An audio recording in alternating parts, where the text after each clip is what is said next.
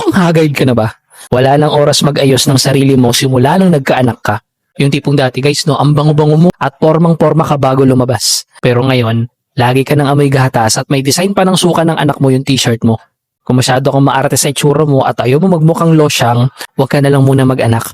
Sira ang porma mo niyan. Panoorin mo gandulo itong video ito. Ang video na ito guys is sponsored po ng Gin and Jan Kidswear. Aminin po natin no, madalas po tayo nawawala ng oras para sa sarili nating porma at amoy mula nung dumating yung baby natin. Pero alam mo yung totoo? Para po sa isang tunay na tatay, mas mahalaga na ang itsura ng anak natin kaysa sa sarili nating porma.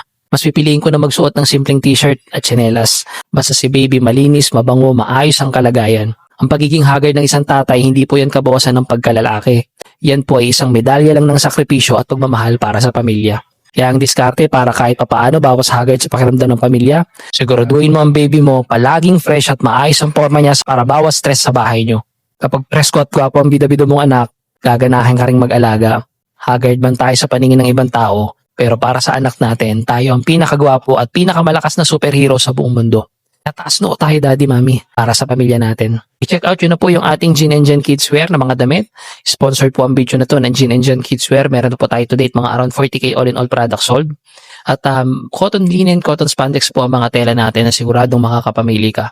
Ano pang inaantay mo? I-follow mo na yung store natin. Marami po tayong mga upcoming products at mga existing products na siguradong makakapamili ka at hindi ka naman problema sa anak mo. So paano mami? Kita-kits po ulit tayo bukas sa panibagong parenting content. Salamat po!